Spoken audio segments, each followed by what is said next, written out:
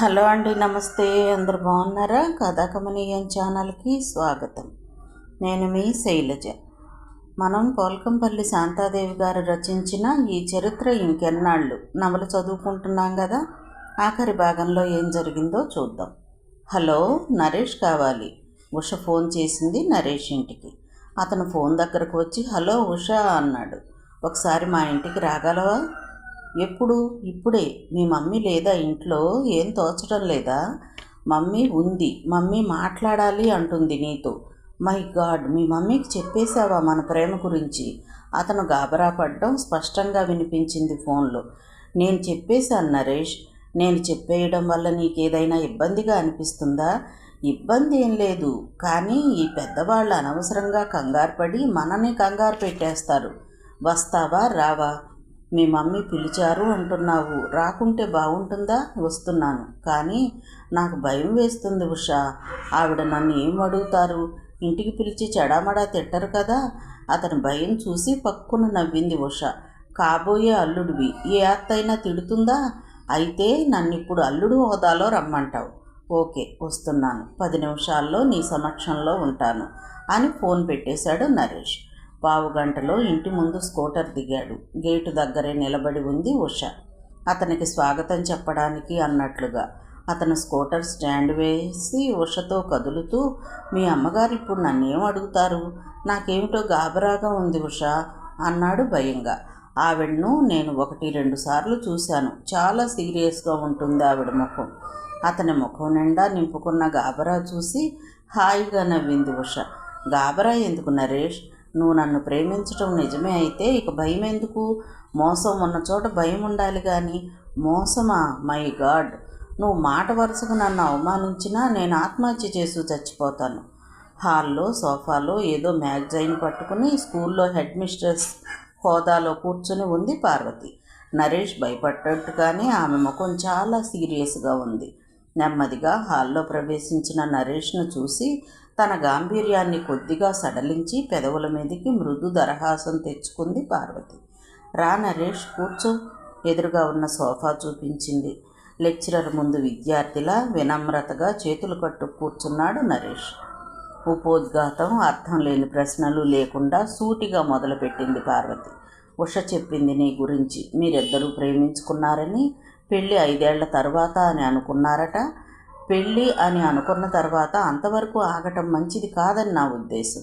పెళ్ళి గురించి నీతో మాట్లాడితే సరిపోతుందా? మీ పెద్దవాళ్లతో మాట్లాడమంటావా? మేమిద్దరం కూడా మెడిసిన్ పూర్తి చేశాక చేసుకుందాం అనుకున్నాం. నరేష్ మాటలు కూడా తీసుకుంటున్నట్లుగా అన్నాడు. కానీ నేను ఉష పెళ్ళి 5 ఏళ్ల వరకు ఆపదలుచుకోలేదు. ఈ నెలలోనే ఆమె పెళ్లి జరిపించేయాలని నిర్ణయానికి వచ్చాను. నువ్వు ఇష్టపడితే నీతో, లేకపోతే వేరే సంబంధం చూసి చేసేస్తాను. ఇంత అర్జెంటుగా ఎందుకండి? ఆడపిల్ల తల్లిని కదా, ఏం జరిగినా తట్టుకునే శక్తి ఈ గుండెకు లేదు. ఓ అయ్యే చేతిలో పెట్టేస్తే నాకు నిశ్చింత. ఇద్దరం డాక్టర్లమయ్యాక చేసుకుంటే ఆ పెళ్ళి చాలా హుందాగా ఉంటుందని నా ఉద్దేశం. పెళ్ళి మీ చదువుకు ఆటంకం అనుకునేటైతే పెళ్ళయ్యాక ఉషని నా దగ్గరే పెట్టుకుంటాను. మెడిసిన్ పూర్తయ్యాకే మీరు కాపురం ప్రారంభించవచ్చు. ముందు మెడిసిన్, తర్వాత పెళ్ళి అనుకున్నాను. మీరు పెళ్ళి ఇప్పుడే జరగాలని పట్టుబడుతున్నారు. పట్టుబట్టేదేం లేదు. నువ్వు ఇప్పుడు పెళ్ళికి అంగీకరించకపోతే నువ్వు దాన్ని పూర్తిగా మర్చిపోవాలి. ఉష పెళ్ళి ఆగదు. దాని పెళ్ళి ఈ నెలలో తప్పకుండా జరిపించేస్తాను. నరేష్ ఎటూ మాట్లాడలేనట్లుగా నిశ్శబ్దంగా నేలకేసి చూస్తూ కూర్చున్నాడు. నరేష్ ఒప్పుకుంటాడా లేదా? ఉష మనసు ఆందోళనతో ఊగిసలాడసాగింది. పార్వతి ముఖంలో చిరునవ్వు ముద్ర అంతరించిపోగా ఇదివరకటి కంటే రెట్టింపు గాంభీర్యాన్ని పులుముకుంది. 5-6 నిమిషాలు నిశ్శబ్దంగా గడిచాక నరేష్ లేచాడు. నాకు ఒకరోజు గడువు ఇవ్వండి. ఈ విషయం మా వాళ్లతో చెప్తాను. వాళ్ళు ఒప్పుకుంటారనే నా నమ్మకం. కూర్చో నరేష్, నీతో ఇంకొక సంగతి కూడా చెప్పాలి. నరేష్ కూర్చున్నాడు. ఉష తండ్రి చిన్నప్పుడే ఇల్లు వదిలిపెట్టిపోయారు. ఉష తండ్రి గురించి సమస్యలు ఏమైనా లేవనెత్తితే నువ్వే పరిష్కరించడానికి ప్రయత్నించాలి. సరేనండి. నరేష్ సెలవు తీసుకుని వెళ్ళిపోయాడు. మర్నాడు ఉదయం 10 గంటల తరువాత వచ్చాడు నరేష్. పార్వతి బడికి వెళ్ళిపోయింది అప్పటికే. గుడ్ న్యూసా బ్యాడ్ న్యూసా? ఉష ఆతృత పట్టలేనట్లుగా అడిగింది. గుడ్ న్యూసే, కానీ సంశయాత్మకంగా ఆగాడు. కానీ ఏమిటి? మీ నాన్న చిన్నప్పుడే ఇల్లు వదిలేసి వెళ్ళిపోయిన సంగతి చెప్పలేదు. ఏ అపార్థాలు తీస్తారోనని భయం. ఇప్పటికే మన కాలేజీలో ఎన్నో వదంతులున్నాయి. నీకసలు నాన్న లేడని, అవివాహిత యువతికి పుట్టిన దానివని, నువ్వు బాధపడతావని తెలుసు. కానీ చెప్పక తప్పని పరిస్థితి. మా వాళ్ళ చెవిన ఎలాంటి వదంతులు పడ్డాయంటే చస్తే మన పెళ్ళికి ఒప్పుకోరు. అప్పుడు మనం మా వాళ్లకు ఎదురు తిరిగి రిజిస్టర్ మ్యారేజో గుళ్ళో పూలదండలో వేసుకోవడమో చెయ్యాలి. అంతవరకు పోనివ్వడం ఎందుకు? మీ నాన్నగారు ఎక్కడున్నారో తెలుసా నీకు? తెలిస్తే కూతురు పెళ్ళంటే రారా? మా నాన్నగారు ఈ సిటీలోనే ఉన్నారు. మా మూర్తి మామయ్యకు బాగా తెలుసట. అయితే ఇంకేం, కూతురు పెళ్ళి అంటే ఏ తండ్రి రాకుండా ఉండడని నా ఉద్దేశం. ఆయన్ని పిలిచే ప్రయత్నం చేయకూడదు. ఇంతకీ మీ వాళ్ళు ఏమన్నారో చెప్పలేదు. ఉష ముఖంలో కళ తరిగిపోయింది అప్పటికి. పెద్దగా వాళ్ళు నా చదువు మీద ఆశలు పెట్టుకోలేదు కాబట్టి పెళ్ళి అనగానే సరే అన్నారు. ఓ పూట వెళ్ళి ఆ పిల్లను చూసి వద్దాం అన్నారు మా డాడీ. కోడలు వస్తుందంటే అమ్మ కూడా సంతోషపడింది. కానీ పెళ్లి చూపుల రోజు మీ నాన్నగారు ఉంటే బాగుంటుంది. మీ నాన్నగారు ఎక్కడ ఉన్నారో తెలుసుకుని మనం ఇద్దరం వెళ్ళి ఆయన్ని అర్థించి తీసుకువద్దాం. ఏమంటావు ఉష? ఉష కళ్ళ నిండా నీళ్లు నిండుకోగా చటుక్కున లేచి వెళ్ళి కిటికీ ఊచల మీద చెయ్యి వేసి నిలబడింది అవతలకి చూస్తూ. నా ప్రపోజల్ నిన్ను బాధ పెట్టిందా? ఎందుకు? మనం పిలిస్తే ఆయన రాని పరిస్థితా? నరేష్ లేచొచ్చి ఉష భుజం మీద చెయ్యి వేశాడు. ఉషకి దుఃఖం కట్టలు తెంచుకున్నట్లుగా దోసిట్లో ముఖం దాచుకుంది. నరేష్, నన్ను మర్చిపో, వెళ్ళిపో అంది ఎగిసిపడే గుండెలతో. వెళ్ళిపోనా? మర్చిపోనా? అదెంత సులభమైన సంగతి అనుకుంటున్నావా? ఇంతకీ సంగతేమిటో చెప్పకుండా మర్చిపో అనగానే మర్చిపోతాననుకున్నావా? నేను నీకు తగిన దాన్ని కాదు నరేష్, అందుకే మర్చిపోమ్మంటున్నాను. ఓ, అందరూ అనుకునేది నిజమేనన్నమాట. అయితే మటుకు నా ప్రేమ ఉష్కాకి అయిపోయింది అనుకున్నావా? మా వాళ్ళు ఒప్పుకోని పక్షంలో మనం రిజిస్టర్ మ్యారేజ్ చేసుకుందాం. అంతేకాని మర్చిపో అంటే పిచ్చి పిచ్చిగా ఇలాంటి మాటలు మాట్లాడకు. ఉష కళ్ళు తుడుచుకుని లోపలికి వెళ్ళి ప్లేట్లో తినడానికి ఏవో తెచ్చింది. కూర్చో, తిందాం. నువ్వు తిను నరేష్. నువ్వు రావడానికి ముందే నేను తిన్నాను. నరేష్ తింటూ, మీ అమ్మగారి గంభీరమైన విగ్రహం చూస్తుంటే ఎలాంటి మగాడికైనా జడుపు పుడుతుంది. ఎలా మోసగించబడింది అని అడిగాడు. నిన్నటిదాకా నాకు ఆ సంగతులే తెలియవు అంటూ నిన్న తల్లి వల్ల విన్న సంగతులన్నీ చెప్పింది. ఓ, ఇంత ట్రాజెడీ జరిగిందన్నమాట మీ అమ్మగారి జీవితంలో. ఆ విషాదమే ఆమెనంత గాంభీర్యంగా మార్చివేసిందన్నమాట. అయితే ఉష, మీ డాడీ ఈ ఊళ్ళోనే ఉంటున్నారన్నావు కదా. ఆయన్ని మనం కలుసుకుని మీ అమ్మగారి మీద ఆయనకి ఏర్పడిన అపోహను తొలగించడానికి ప్రయత్నిస్తే అదంత సులభం కాదనుకుంటాను. ఎందుకు కాదు? ఆ సుందర్ని తీసుకురావాలి. వాడి చేత నిజం కక్కించాలి. అప్పుడు కానీ మమ్మీ మీద ఏర్పడిన దురభిప్రాయం పోదు. ఆ సుందర్ ఎక్కడున్నాడని పట్టుకొస్తాం? ఉష నిస్పృహగా అంది. మీ అమ్మగారి ఊరికి వెడితే అతన్ని పట్టుకోవడం పెద్ద కష్టమేం కాదు. పట్టుకున్నా విషం కక్కడానికి అలవాటైన నోటికి అమృతం కక్కటం చేతనవుతుందా? 4 తోమితే వాడే కక్కుతాడు. నిజం. ఇది సినిమా కాదు నరేష్. జీవితాల నుండే సినిమాలు వస్తాయి.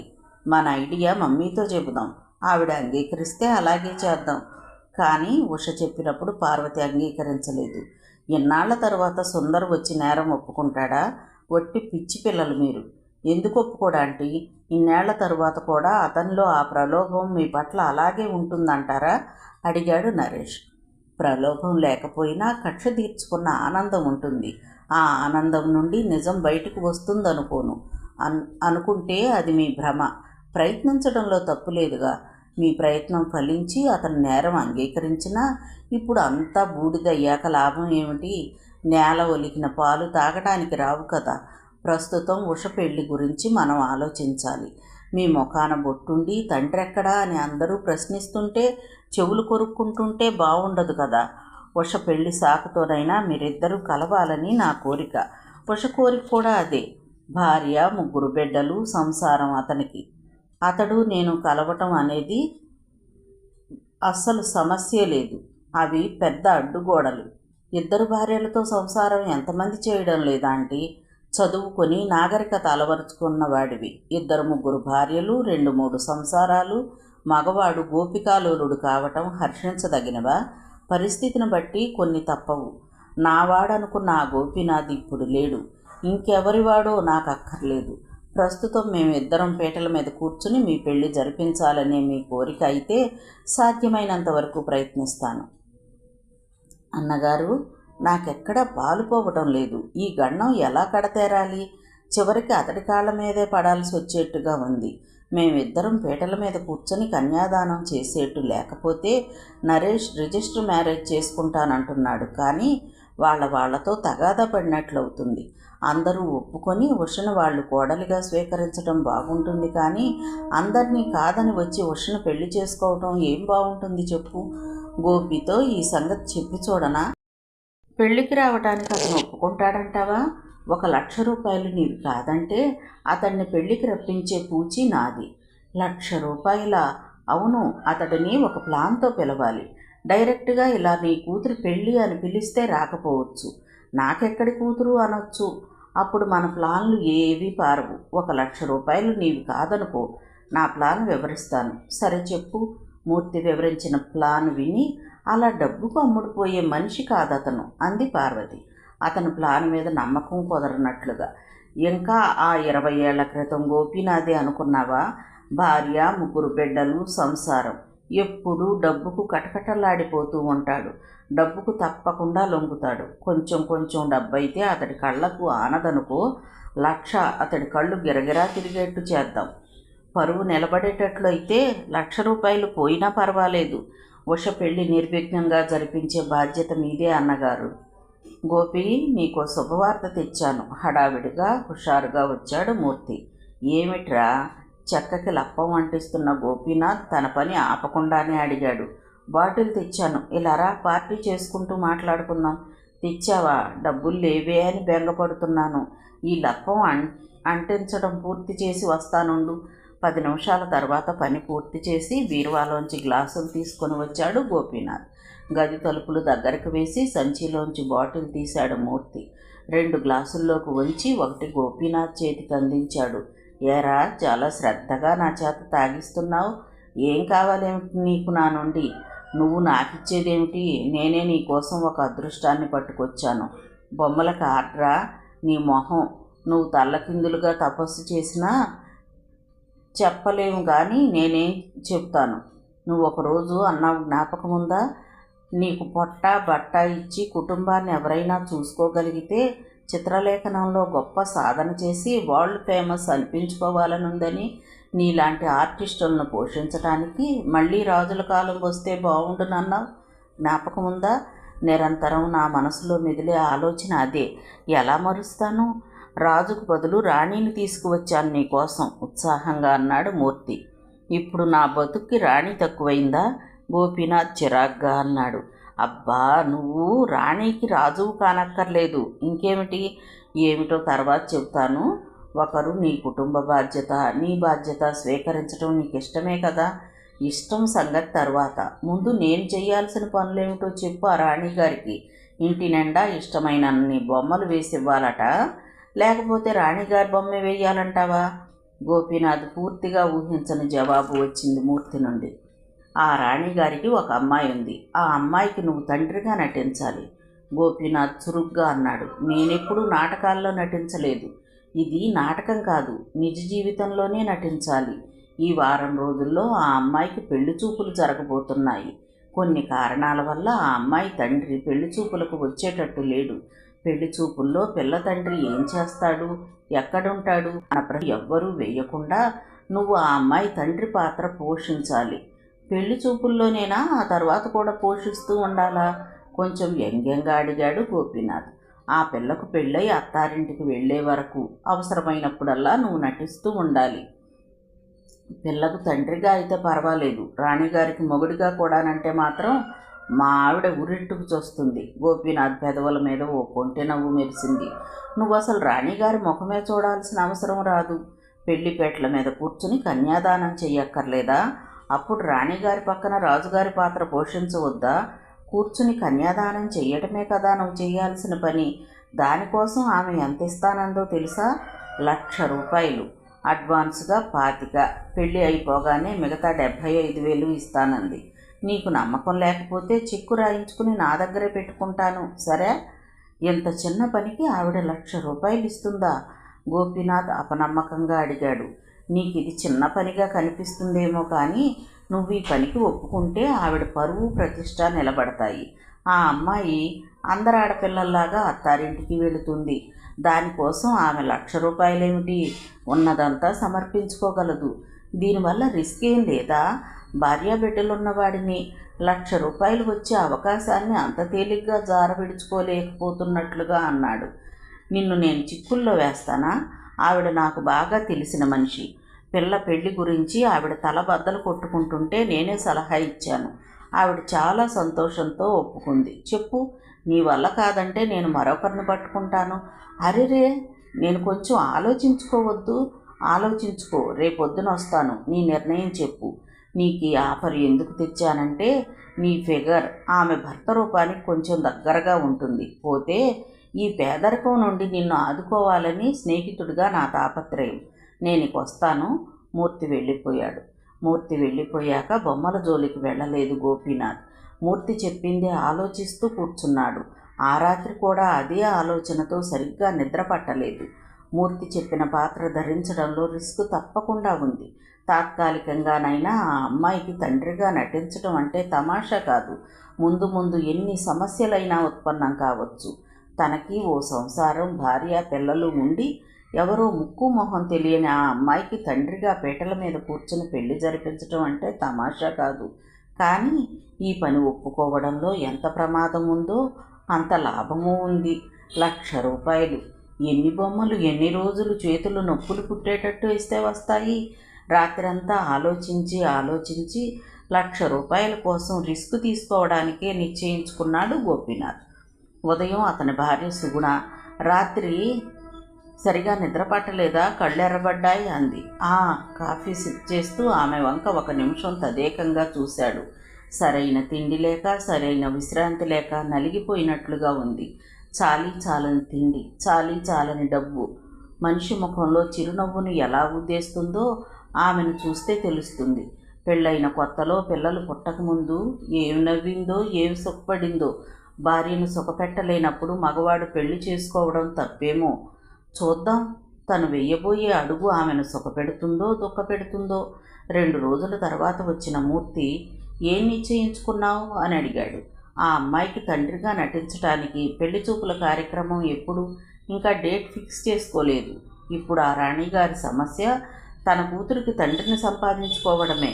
ఆ సమస్య తీరింది కదా, పెళ్లి చూపులకిక డేట్ ఫిక్స్ చేసుకుంటుంది. రాణిగారికి పేరేం లేదా? మనం రాణిగారనే పిలుద్దాం. ఎంతకీ ఆ అమ్మాయి తండ్రి ఏం చేస్తూ ఉంటాడు? చనిపోయారా లేక? ప్లీజ్, నువ్వు ఆ వివరాలు ఏమీ అడగకూడదు, నేను చెప్పకూడదు. ఇది ఆవిడ పరువుకు సంబంధించిన విషయం. ఆవిడ పరువును ప్రాణంగా చూసుకుంటుంది. ఆవిడ చాలా అభిమానస్తురాలు. పరాయి మగవాడిని తన కూతురికి తండ్రిగా నటింపచేస్తున్న ఆవిడకున్న పరువేమిటా అని ఆశ్చర్యపడ్డాడు గోపీనాథ్. ఇప్పుడు తర్కం లేవదీసి కూర్చుంటే బాగుండదు. తనకు 1,00,000 రూపాయలు చేతిలో పడాలి. ఏం తెలియకుండా ఎలా నటించాలి? రాణిగారి భర్త గొప్ప ఆర్టిస్ట్ అలా అని చెబుతుంది పెళ్ళికొడుకు వాళ్లకు. చాలా ఏళ్ల క్రితం బొమ్మల మీద ఆపేక్షతో దేశాలు పట్టిపోయాడు. ఇప్పుడు పెళ్లి సమయానికి సరిగ్గా ఊడిపడ్డాడు. చాలా వివరాలు. రాణిగారు ఏం చేస్తూ ఉంటారు? ఒక హై స్కూల్కి హెడ్ మిస్ట్రెస్గా చేస్తున్నారు. జాబ్ కాక ఆవిడకి 2 సినిమా హాళ్ళు ఉన్నాయి. తిరగడానికి కారు ఉంది. మాట్లాడడానికి ఇంట్లో ఫోన్ ఉంది. ఇంట్లో 2-3 నౌకర్లు ఉన్నారు. చాలు. ఇవాళ సాయంకాలం మనం అక్కడికి వెళదాం. నీ కూతుర్ని పరిచయం చేస్తాను. నా కూతురేమిటి నీ మొహం? నువ్వు వేస్తున్న పాత్ర తండ్రి పాత్రే కదా. కొంపదీసి ఈ సంగతి నీ సిస్టర్కి తెలియనిచ్చావు. ఆవిడ ముందే వట్టి అనుమానపు మనిషి. ఆవిడకెందుకు తెలుస్తుందిలే. సాయంత్రం ఆఫీస్ నుండి డైరెక్ట్గా ఇక్కడికే వస్తాను, తయారుగా ఉండు. మందు పుచ్చుకోకుండా ఉంటే మంచిది. మందు పుచ్చుకుంటే మాత్రమే నేను ఎప్పుడైనా తొడికానా? తాగుబోతులందరికీ వచ్చే రోషమే అతనికి వచ్చింది. ఆడపిల్ల దగ్గరికి వెళుతున్నాం కదా, సామాన్యంగా ఇలాంటివి సహించలేరు ఆడవాళ్ళు. ముందే ఆ పిల్ల చాలా డిసిప్లిన్లో పెరిగింది. ఆ అమ్మాయి ఎలా ఉంటుంది? కుతూహలంగా అడిగాడు గోపీనాథ్. తినబోతు రుచులెందుకు? అక్కడి నుండి సరాసరి పార్వతి ఇంటికి వచ్చాడు మూర్తి.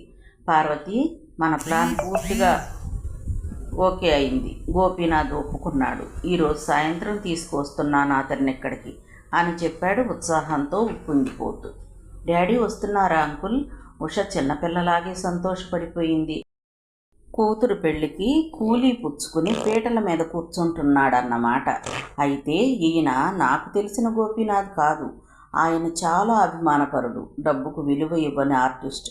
పార్వతి పేలవంగా నవ్వింది. పరిస్థితులు మనిషిని దిగజారుస్తాయి పార్వతి. ఆ పరిస్థితుల మధ్య అతని ఆర్టిస్ట్ మనసు అనుక్షణం నరకం అనుభవిస్తూనే ఉంది.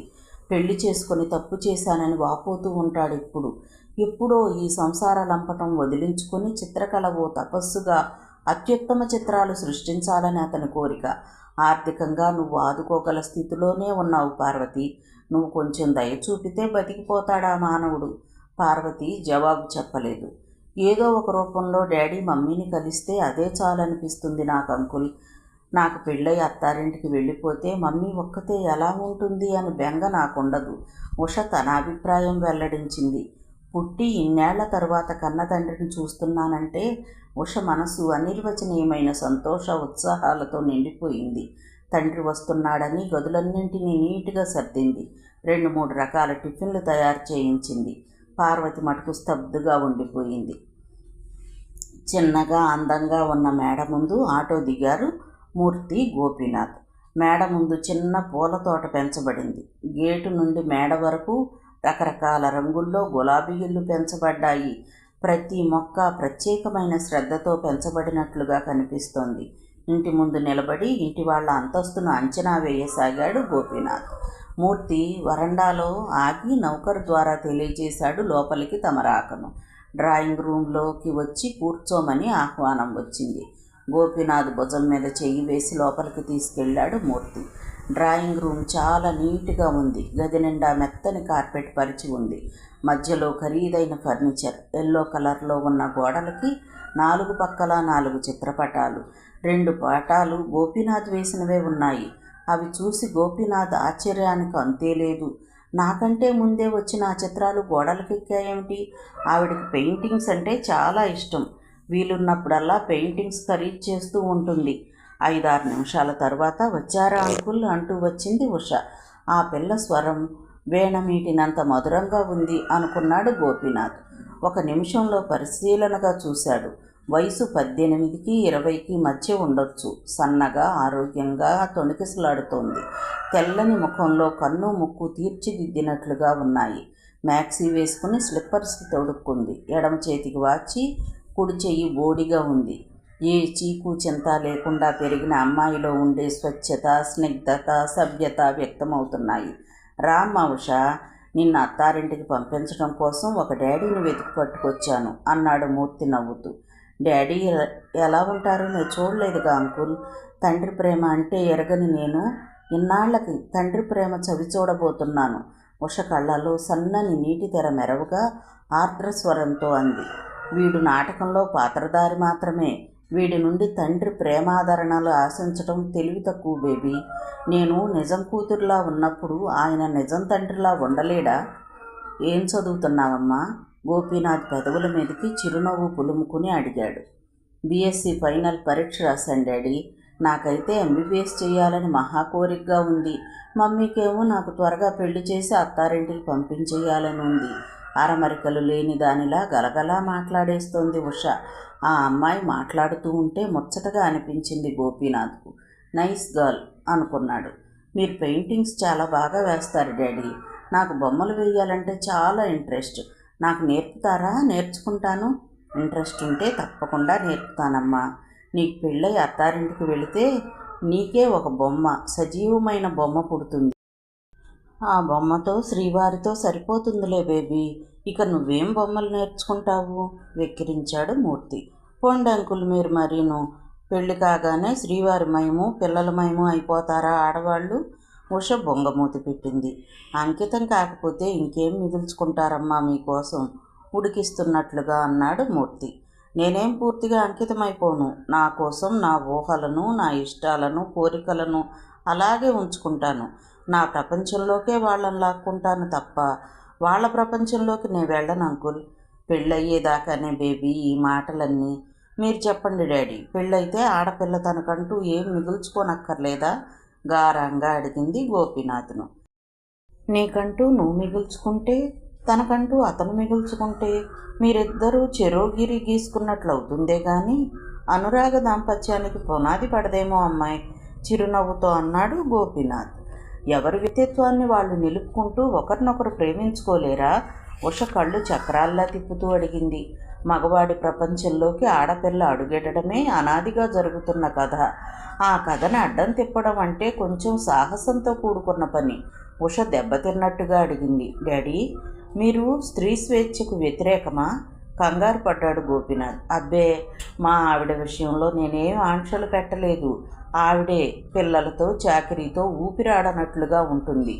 ఎప్పుడైనా నాకు ఇష్టమైన వంటకం అడిగినా విరుచుకు పడుతుంది, నలుచుకు తిన్నంత పని చేస్తుంది అని వాతావరణాన్ని తేలికపరచడానికి ప్రయత్నించాడు. ప్రస్తుతం నా బొమ్మలే నా జీవనం.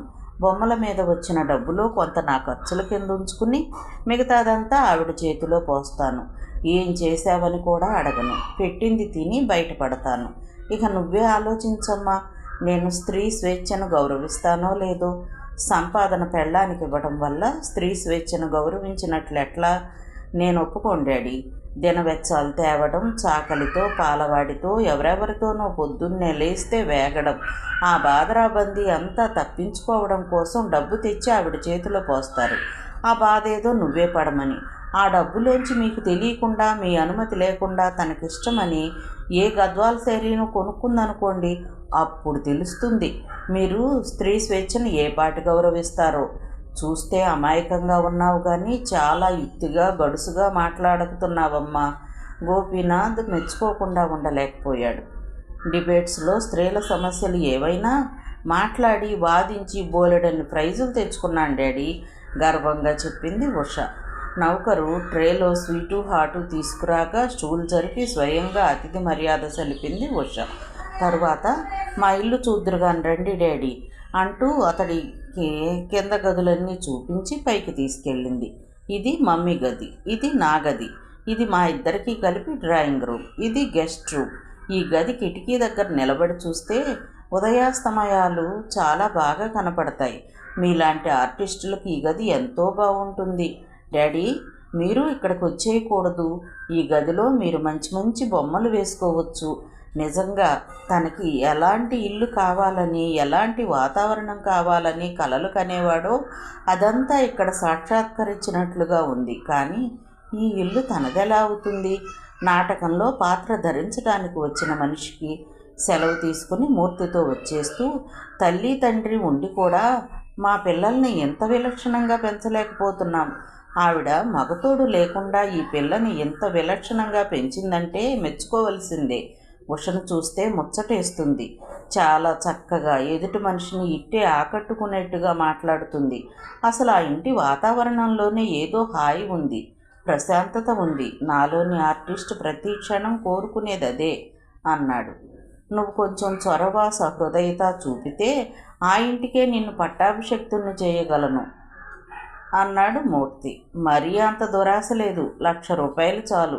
ఉషకు అదే వారంలో పెళ్లి చూపులు ఏర్పాటయ్యాయి. పెళ్లి వాళ్ళు రావటానికి 1 గంట ముందుగానే గోపీనాథ్ను తీసుకొని వచ్చాడు మూర్తి. మూర్తే పెళ్లి పెద్దగా వ్యవహరిస్తున్నాడు. అటు ఇటు హడావిడిగా తిరుగుతున్నాడు. అతని భార్య సుబ్బలక్ష్మి కూడా వచ్చింది. గోపీనాథ్కి ఏమిటో గాబరాగా ఉంది. వాళ్ళు వచ్చాక నేనేం మాట్లాడాలి మూర్తి?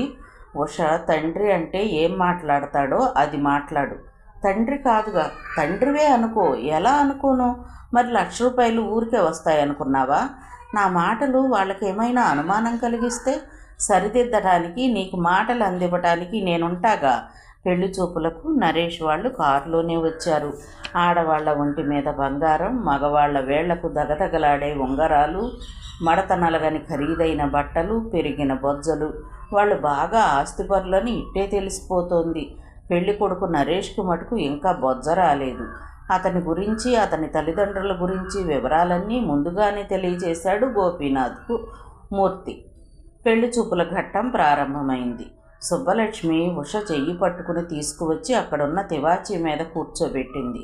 ఉష ఈరోజు పట్టుచీర కట్టుకుని చేతుల నిండుగా గాజులు వేసుకుని తల నిండుగా పువ్వులు పెట్టుకుంది.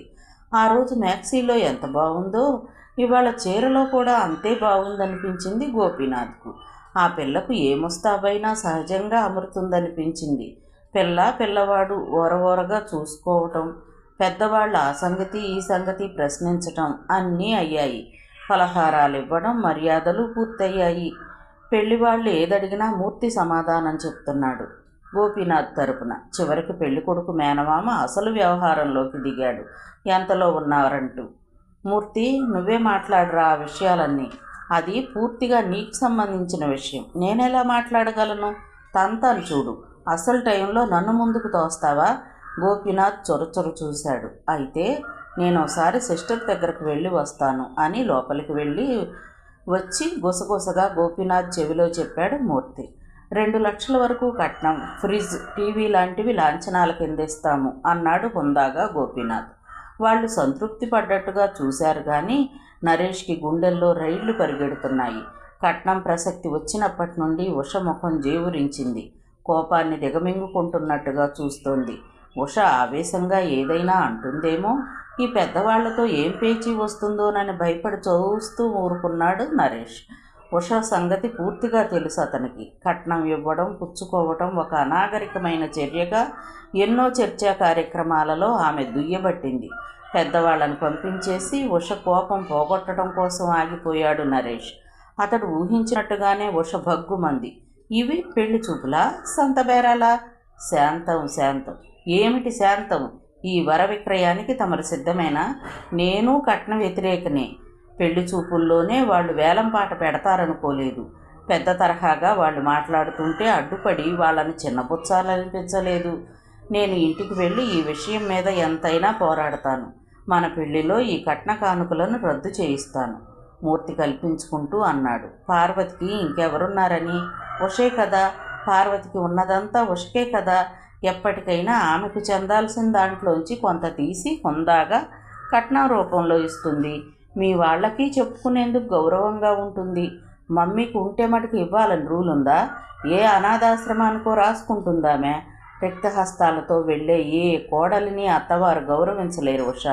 కట్నమో కానుకో ఏదో ఒకటి పట్టుకెళ్ళకపోతే ఏం బాగుంటుంది చెప్పు? మన ఇంటికి వచ్చే అతిథి తెస్తాడే, ఊరికే రాకూడదని ఏ పండో ఫలమో, అతిథి పండో ఫలమో పట్టుకెళ్లడం లాంటిదా ఆడపిల్ల అత్తవారింటికి కట్న కానుకలతో వెళ్ళడం? రక్తమాంసాలను పీక్కు తినే ఒక దురాచారాన్ని పండు ఫలాలతో పోలుస్తావేంటంకుల్? వాళ్ళింట్లో దీపం పెట్టడానికి వెళుతున్నాననే, వాళ్ళ వంశాన్ని వృద్ధి చేయడానికి వెళుతున్నానే, జీవితమే వాళ్ళకి అంకితం చేయడానికి వెళుతున్నానే. న్యాయంగా నాకివ్వాలి ఆ కట్న కానుకలు. కొన్ని దశాబ్దాల క్రితం అది ఉండేదిగా కన్యాశుల్కం అని. అది ఎంత చెడ్డదో చెప్పడానికి కన్యాశుల్కం రాశారు గురజాడ అప్పారావు గారు. ఈనాడు వరవిక్రయానికి ఎదురు పోరాడినట్టుగానే ఆనాడు కన్యాశుల్కం పోగొట్టడానికి ఎందరో సంస్కర్తలు పోరాడారు. కన్యాశుల్కం అంతరించి వరకట్నంగా వికృత రూపం దాల్చింది. దీనికి వ్యతిరేకంగా సాగించే పోరాటం మరి ఎక్కడ తేలుతుందో తెలియదు అన్నాడు మూర్తి. ఈ విషయంలో నీ అభిప్రాయం ఏమిటి గోపి? లేని వాళ్ళైతే బాధపడాలి కానీ ఉన్నవాళ్ళు ఇచ్చుకోవడంలో తప్పేముంది? ఉన్నవాళ్లకు ఒక ఆచారం, లేని వాళ్ళకు ఒక ఆచారమా? అదేలా? ఉష ఆశ్చర్యం వెలుగుచ్చింది. ఉన్నవాడు ఉండిస్తే వీడిని చూసి లేనివాడు తల తాకట్టు పెట్టివ్వడానికి ప్రయత్నిస్తాడు. ఉన్నవాడు ఏం చేసినా చెల్లుతుంది కాబట్టి సంస్కరణ, విప్లవం అనేవి ఉన్నవాడి నుండే ప్రారంభం కావాలి. అదే మిగతా ప్రపంచానికి ఆదర్శం అవుతుంది. నా పెళ్లికి ఆంటీ దండిగా కట్న కానుకలు ఇవ్వగలిగినా నేను పుచ్చుకోను, ప్రతిజ్ఞ చేస్తున్నట్లుగా అన్నాడు నరేష్. రిజిస్టర్ మ్యారేజ్ ఆయుధంతో తల్లిదండ్రులు నోరు కట్టేశాడు నరేష్. కొడుకు తమను కాదని వెళ్ళిపోయి రిజిస్టర్ మ్యారేజ్ చేసుకుంటే ఎంత అవమానమో వాళ్ళకు తెలుసు. కట్న కానుకలు అక్కర్లేదు కానీ పెళ్లి మాత్రం భారీగా చేయమని పార్వతికి కబురు చేశారు వాళ్ళు. పార్వతి అదే నెలలో ఉష పెళ్లికి ముహూర్తం పెట్టించింది. అసలు బాధ పెళ్లిలో ప్రారంభమైంది గోపీనాథ్కు. పెళ్లి కూతురు తండ్రి హోదాలో ప్రవర్తించడం అంటే మాటలుగా అనిపించలేదు అతనికి. కేవలం ఉత్సవ విగ్రహంలా ఉంటే సరిపోతుందనుకుంటే మూర్తి అన్ని పనులు అతనికే పురమాయిస్తున్నాడు. నువ్వు అలా అంటి ముట్టనట్టుగా ఉంటే నౌకర్లకి, బంధువులకి అనుమానం వస్తుంది. వాళ్ళకి ఏం తెలిసినా ఇక దాగదు, ఆ వార్త ఆగదు. ఊరు వాడ అంటించేస్తారు. పెళ్లి వాళ్లకు తెలిసిపోతుంది, పెళ్ళి ఆగిపోతుంది. నీకిచ్చిన 25,000 కూడా ముక్కు పిండి వసూలు చేస్తుందా రాణిగారు? కాబట్టి కాస్త ఒళ్ళు దగ్గర పెట్టుకుని మసులుకో. ఉష తండ్రే ఈ సమయంలో ఉంటే ఎలా ప్రవర్తిస్తాడో అలా ప్రవర్తించు, నౌకర్లకి హుందాగా పనులు పురమాయించు, హడావిడిగా తిరుగు అని గదమాయించి చెప్పాడు. మూర్తి చెప్పడమే కాకుండా అతడి చేతుల మీదుగా ఖర్చు పెట్టడానికి రాణిగారు ఇమ్మన్నారని 50,000 క్యాష్ ఉన్న బ్యాగ్ అతని చేతికిచ్చాడు. నీకిష్టమైనట్టు ఖర్చు పెట్టమంది, లెక్క రాయాల్సిన అవసరం కూడా లేదంది, ఎవ్వరికీ అనుమానం మటుకు రానివ్వొద్దంది, ప్రతిదానికి తనను అడగక్కర్లేదని, పెళ్లికూతురు తండ్రిగా నీకు సర్వ స్వతంత్రాలు ఉంటాయని అంది. లక్షాధికారులతో బియ్యం అందబోతున్న వాడివని మర్చిపోవద్దు. ఇదిగో ఈ వాచి, ఈ ఉంగరాలు, ఈ బట్టలు నీకోసం తీసిందావిడ. ఈ చైన్ నీ మెడలో వేసుకో, ఈ బట్టలు ధరించి సెంట్ రాసుకో, దర్జాగా తిరుగు పెళ్లి పందిట్లో. ఏక్ దిన్కా రాజావి. మళ్ళీ ఈ వైభవం రేపుండదు. రేపటి నుండి మళ్ళీ భిక్షాధికారివే కదా. మెడలో బంగారు చైన్ వేసుకుని 2 వేళ్లకి 2 ఉంగరాలు పెట్టుకున్నాడు గోపీనాథ్. అంచు పంచె కట్టుకుని సిల్క్ లాల్చి వేసుకున్నాడు. నిలువుటద్దం ముందు నిలబడి నిలువునా చూసుకున్నాడు తనని. ఒక్కసారిగా తన రూపమే మారిపోయినట్లుగా అనిపించింది. ఆర్టిస్టు గోపీనాథ్ లక్షాధికారి గోపీనాథ్ అయిపోయాడు. ఈ ఐశ్వర్యం, ఈ హోదా శాశ్వతమైతే ఎంత బాగుండును. ఒక్కరోజు భ్రమ, ఒక్కరోజు నాటకానికి ఖరీదైన కూలీ ముడుతుంది. గోపీనాథ్కి ఏమిటో హుషారుగానే ఉంది ఈ నాటకం. ఎంతటి ఐశ్వర్యానికి అధిపతిని చేసిన ఉష తల్లిని చూడాలని అంతకంతకు కుతూహలం పెరిగిపోయింది. 1-2 సార్లు పని కల్పించుకుని లోపలికి వెళ్ళాడు. ఎవరెవరో ఆడవాళ్లు హడావిడిగా తిరుగుతూ పనులు చేస్తున్నారు. పెళ్లి పిల్ల తల్లి ఎక్కడా కనిపించదేం. ఎవరో అడిగితే పొద్దునే గుండెలో నొప్పి వచ్చిందట, డాక్టర్ గారు పరీక్ష చేసి రెస్ట్ తీసుకోమని చెప్పాడట, అందుకని మేడ మీద గదిలో పడుకుంది. ఏం కావాలన్నా సుబ్బలక్ష్మి గారిని, మూర్తి గారిని అడగమన్నారు అని చెప్పింది ఒక ఆవిడ. లోపలికి వస్తే ఆమెను చూడొచ్చునన్న ఆశ ఎగిరిపోయింది. పెళ్లి కూతురికి అలంకరణ చేస్తోంది శోభ. చివరి మెరుగులు దిద్దుతూ ఉండగా స్నేహితురాలు రమ పరిగెత్తుకు వచ్చింది. అచ్చు సినీ హీరో సంపత్ బాబు లాగా ఉంటారు ఒక ఆయన కారు దిగి వచ్చి పెళ్లి కూతురు ఆమె తల్లి ఎక్కడా అని అడుగుతున్నాడే చెప్పింది. ఎక్కడున్నాడు? ఉష దిగ్గున లేచింది. హాల్లో ఉన్నాడు. ఉష పరుగు పరుగున హాల్లోకి వచ్చింది. ఓ మీరా అంకుల్, ఎన్నాళ్లకు చూస్తున్నాను. కళ్ళల్లో నీళ్లు చింపిల్లుతుండగా అంది. బాగున్నావమ్మా ఉష? మమ్మీ ఎక్కడా? పైన గదిలో ఉంది. ఆ రోజు వెళ్ళిపోయి ఒక్కసారి కూడా రాలేదేమిటి అంకుల్? గొప్ప సినీ యాక్టర్ అయిపోయి మమ్మల్ని మర్చిపోయారు కదూ. మర్చిపోతే ఇప్పుడు ఎలా వచ్చానంటావు? వెడ్డింగ్ కార్డు ఎవరు పంపారు అంకుల్? మీ శ్రీధర్ తాతయ్య. వచ్చారా ఆయన? వచ్చారు, పైన మమ్మీ గదిలో ఉన్నారు. అయితే మీ డాడీ మీరు కలిశారన్నమాట. కథ సుఖాంతమైందన్నమాట. అదంతా ఒక నాటకం. పైన మమ్మీ గదికి పదండి, అక్కడ అంతా తెలుస్తుంది. ఆయన ఇప్పుడున్నారా అక్కడ? తలవాకిలి దగ్గరికి తీసుకెళ్ళి కళ్యాణ మండపం దగ్గర నిలబడి పనివాళ్లకి ఏదో పురమాయిస్తున్న గోపీనాథ్ను చూపించింది. ఆయనే మా డాడీ. తర్వాత సంపత్ని పైకి తీసుకెళ్ళింది ఉష. సంపత్ను చూడగానే లేచి వచ్చి కౌగిలించుకున్నాడు శ్రీధర్. బాగున్నావా? రావేమో అనుకున్నాను. ఉషను, పార్వతిని చూడాలని ఎన్నాళ్ల నుండో కోరిక. ఆ సినీ ఫీల్డ్లోకి వెళ్ళి పడ్డాక ఒక విధంగా బయటి ప్రపంచంతో సంబంధాలు తెగిపోయినట్లుగా అయింది. ఎప్పుడూ బిజీ బిజీ. ఇప్పుడు ఈ పెళ్లి సాకుతో ఎలాగో తప్పించుకుని వచ్చాను. మంచం మీద దెళ్ళని ఆనుకుని పడుకున్న పార్వతి అతడు రాగానే లేచి సరిగా కూర్చుంది. పెళ్లి కూతురు తల్లంటే ఎంత హడావిడిగా తిరగాలి, అదేం లేకుండా ఈ గదిలో ఇంత నిశ్శబ్దంగా ఉన్నారేమిటి? సంపత్ ఆశ్చర్యం వ్యక్తం చేశాడు. ఉష మెడలో ఆ 3 ముళ్ళు పడే వరకు నాకు ఈ అజ్ఞాతవాసం తప్పదు. అదంతా తర్వాత చెప్తాను, కానీ ముందు స్నానమో ముఖమో పూర్తి కానీ అతిథి మర్యాదలు జరగని అన్నాడు శ్రీధర్. సినీ రంగంలో అడుగుపెట్టి కోట్లు సంపాదించినా తిండి విషయంలో వట్టి దరిద్రుణ్ణైపోయాను. సినీ యాక్టర్కు శరీరారోగ్యం ముఖ్యం కదా. కానీ ఉష పెళ్లి భోజనం తృప్తిగా తినిపోవడానికే వచ్చాను. నిశ్శబ్దంగా చూస్తుంది పార్వతి అతని వంక. సంపత్ ఇక్కడి నుండి వెళ్ళిపోయాక సినిమా నటుడై కొద్ది రోజుల్లోనే టాప్ హీరో అయ్యాడని ఆమెకు తెలుసు. అప్పుడప్పుడు పత్రికల్లో అతని గురించి వచ్చే ఆర్టికల్స్ వల్ల అతడింకా పెళ్లి చేసుకోలేదని తెలుసు. మీకు బాత్రూమ్ చూపిస్తాను రండి అంకుల్. ఉషే స్వయంగా అతనికి అతిథి మర్యాదల బాధ్యత వహించింది. 15 గంట తర్వాత సంపత్ స్నానం ముగించి ఫ్రెష్గా తయారై పార్వతి గదిలో కూర్చున్నాడు. ఉష ప్లేట్లలో ఏవేవో తినడానికి తెచ్చింది. అబ్బా, ఇన్ని పదార్థాలు! ఇవన్నీ తిని ఎన్నాళ్ళయిందో. వీటి రుచి కూడా మర్చిపోయాను. ఇవాళ ఇవన్నీ ఒక్కటి కూడా వదలకుండా తినాలనుకుని. తినడానికేగా వచ్చాను, తింటానమ్మా. శ్రీధర్ సిగరెట్ కాల్చుకునేందుకు బయటికి వెళ్ళాడు. ఉష సంపత్కి పాలు తీసుకురావడానికి కిందికి వెళ్ళింది. గదిలో పార్వతి, సంపత్ మిగిలారు. మీ వారిని చూశాను. ఆయన ఈ వయసులోనూ చాలా అందంగా ఉన్నారు. మనిషికి అందం ఉంటే చాలా. మీరు పెళ్ళెందుకు చేసుకోలేదు? ఆ మంటలు ఇంకా ఆరలేదా? అవి ఆరే మంటలు కావు పార్వతి. జీవితంలో ఎందరు దగ్గరకు వచ్చినా మనసుకు దగ్గరగా ఎవ్వరూ రాలేదు. రాకుండా నువ్వు కాపలా ఉన్నావు. సంపత్ గొంతులో వినిపించిన విషాదపు జీరకు పార్వతి మనసంతా బరువెక్కినట్లుగా అయింది. ఇంచుమించు 10-12 తరువాత చూస్తున్నా నువ్వట్టే మారినట్లుగా అనిపించలేదు పార్వతి.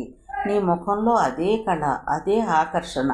అల్లుడొస్తున్నాడు. మళ్ళీ ఇలాంటి రోజుల్లో ఉష నన్ను అమ్మమ్మను చేసేసినా ఆశ్చర్యం లేదు. ఇంకా ఈ తనువుకు ఆకర్షణ, అందచందాలు ఏమిటి? పేలవంగా నవ్వింది. రావాలని, నిన్ను చూడాలని ఎంతగానో కోరిక. కానీ ఎప్పటికప్పుడు నన్ను కట్టివేసుకున్నాను. ఉష పెళ్లి సాకుతో ఆ కట్లను తెంచుకుని వచ్చాను. మీరు రావడం నాకు చాలా సంతోషంగా ఉంది. మూర్తి అన్నగారు ఒక్కరే హైరాణ పడిపోతున్నారు పెళ్లి పనులతో. మీరు కొంచెం సాయంగా వెళ్ళండి ఆయనకు. ముఖ్యంగా వియ్యంకుల మర్యాదలు చూడండి. వాళ్ళు కట్నకలు తీసుకోవడం లేదు కాబట్టి పెళ్లి ఘనంగా చెయ్యాలి అన్నారు. మర్యాదల విషయంలో ఏ లోటు జరగకూడదన్నారు. అబ్బా, కోతిమోక వచ్చేసింది అంకుల్. ఆయన నిజం సంపత్ బాబేనా అని ఒకటే ఇదైపోతున్నారు నా ఫ్రెండ్స్. సంపత్ బాబు గారు మీకు ఎంత బాగా తెలుసునని ఒక్కసారైనా చెప్పలేదేం అని నన్ను చంపుకు తింటున్నారు అంటూ పాల గ్లాసుతో వచ్చింది ఉష. 5-6 ఆడపిల్లలు గుమ్మం దగ్గర నిలబడి సంపత్ను చూస్తున్నారు కుతూహలంతో. నేను ఒక రోజంతా ఇక్కడే ఉంటాను. మీ మధ్య తిరుగుతాను. లోపలికి గాలి వెలుతురు రాకుండా గుమ్మంలో అలా దడికట్టేయకండి అమ్మాయిలు, చిరునవ్వుతో అన్నాడు సంపత్. రాత్రి ముహూర్తం సమయానికి వధువుతో పాటుగా కూర్చున్నాడు గోపీనాథ్ పీటల మీద. ఉషకి అవతల పక్కన తల్లి కూర్చుంది. పందిరంతా ట్యూబ్ లైట్ల వెలుగులు విరజిమ్ముతున్నాయి. కానీ సరిగ్గా కళ్యాణ మంటపం దగ్గర ట్యూబ్ పనిచేయడం లేదు. ఎవరో దాన్ని రిపేర్ చేస్తున్నారు. కాస్త వెలుతురులో ఓరకంట చూశాడు గోపీనాథ్. ఆవిడ భుజాల నిండుగా పెమటి కప్పుకుంది. నొక్కుల జుట్టును కొప్పుగా చుట్టింది. కళ్ళకి నల్లటి ఫ్రేమున్న నీలి కళ్ళద్దాలున్నాయి. మరీ స్థూలకాయం అని చెప్పేందుకు లేదు, కానీ మనిషి నిండుగానే అనిపించింది. ముఖం బాగా చూడ్డానికి వీలు కాలేదు. పూర్తిగా పక్కకు తిరిగి చూడాలంటే సభ్యత అడ్డు వచ్చింది. అంతలోనే మగ పెళ్లి వాళ్ళు రావడంతో పెళ్లితంతా ఆరంభమైంది. వరుడికి కాళ్ళు కడిగి కన్యాదానం చేయటం, మాంగళ్యధారణ అన్నీ సవ్యంగా జరిగిపోయాయి. అప్పగింతల సమయం వచ్చేసింది. పాలధారతో ఉష చేతిని భర్త చేతిలో, అత్తమామల చేతిలో పెడుతుంటే అందరితో పాటు గోపీనాథ్కి మనసు బరువెక్కిపోయింది. పిల్లను అత్తగారింటికి తీసుకొని వెళ్ళిపోయారు. చుట్టాలు కూడా అందరూ ఇంచుమించుగా వెళ్ళిపోయారు. ఇల్లంతా బోసిపోయినట్లుగా అయింది. సిస్టర్ గదిలో ఏడుస్తుందిరా. 20 ఏళ్ళు ఏ ఆధారంతో బతికిందో ఆ ఆధారం ఇప్పుడు అత్తవారింటికి వెళ్ళిపోయింది. తను ఇప్పుడు ఒంటరైపోయింది. ఏం చూసుకుని బతకాలని కుళ్ళి ఏడుస్తుంది.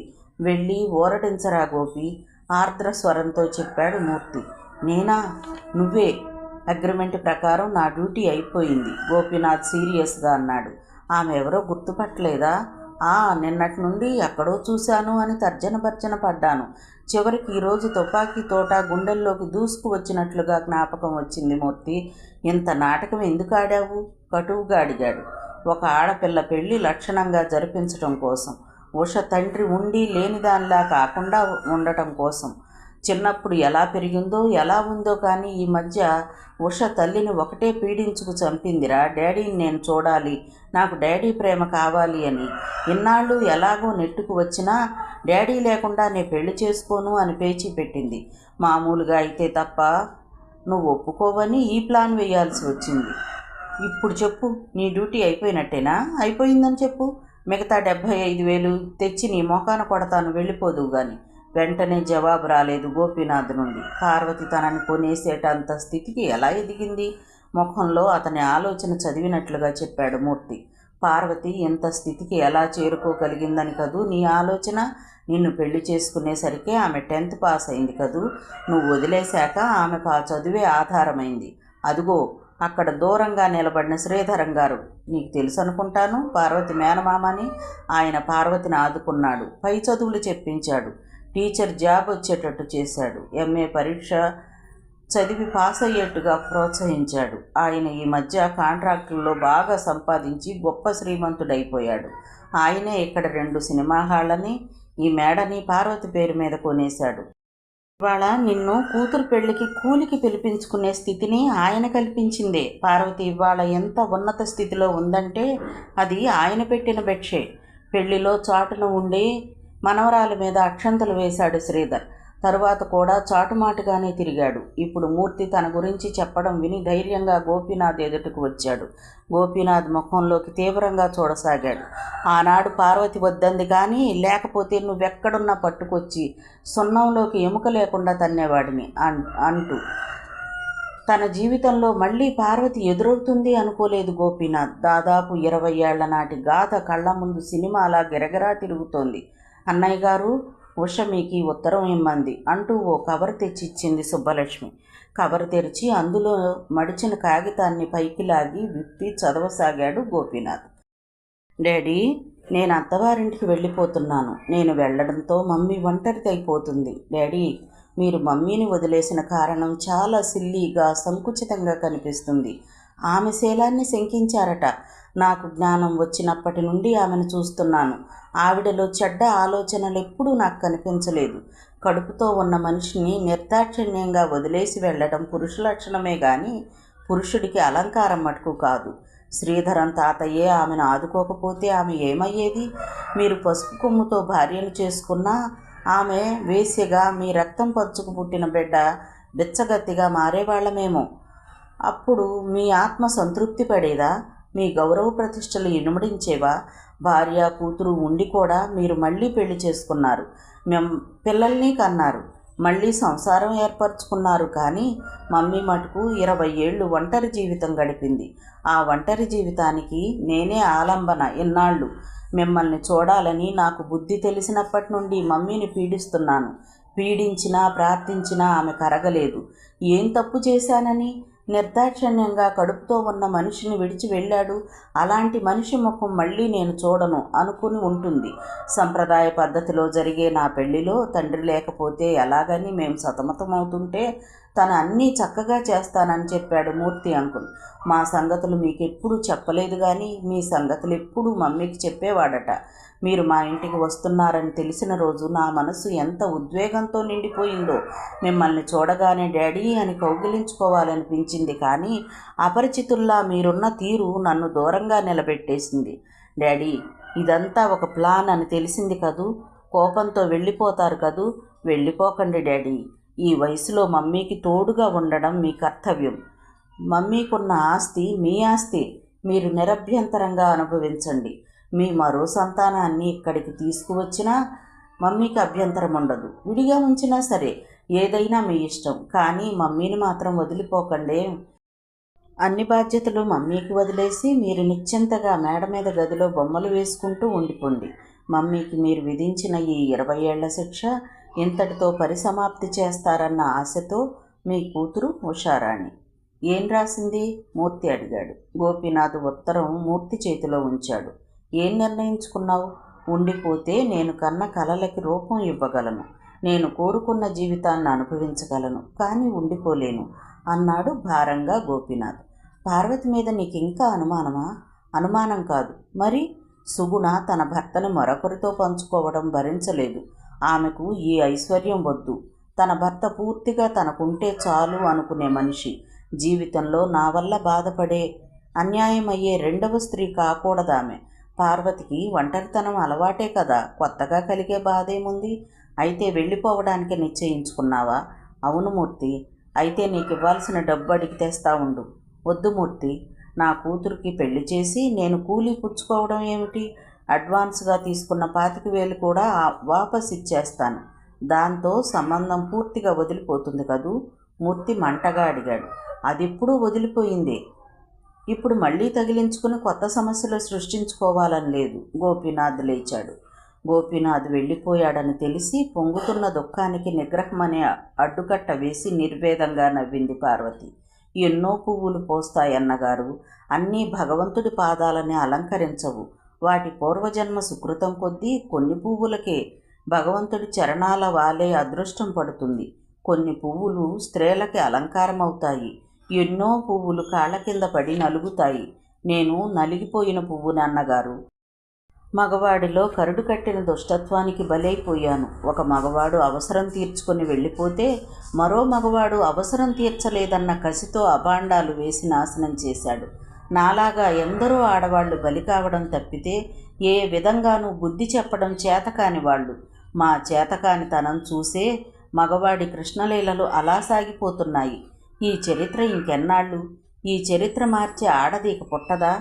ఇంతకంటే ఏం చెయ్యాలమ్మా ప్రాయశ్చిత్తం? కూతురు పెళ్లికి కూలికి పిలిపించుకున్నావు. అతడు చేసిన దానికి చెప్పుచ్చు కొట్టినట్టు కాలేదు. ఇది విజయమా? ఇదే విజయమా? ఎంత నిర్దయగా వెళ్ళిపోయాడో చూడండి. పార్వతి కంఠం దుఃఖంతో పూడుకుపోగా దిండులో తలదాచుకుంది. అక్కడ శ్రీధర్తో పాటు మౌనంగా నిలబడ్డ మరో ప్రేక్షకుడు సంపత్. అధర్మాన్ని ధర్మం జయించిందా పార్వతి? పిచ్చిదానివి. నిశ్శబ్దంగా నిట్టూర్పు విడిచాడు సంపత్. సమాప్తం. నవల విన్నందుకు ధన్యవాదాలు. ఈ నవల మీకు నచ్చితే ఒక లైక్ చేయండి, షేర్ చేయండి, నా ఛానల్ని సబ్స్క్రైబ్ చేసుకోండి, నన్ను సపోర్ట్ చేయండి. మీరు ఇచ్చే ఒక్క లైక్ నాకు, నా ఛానల్కి ఎంతో సపోర్ట్ని ఇస్తుందండి. Thank you. ఉంటానండి.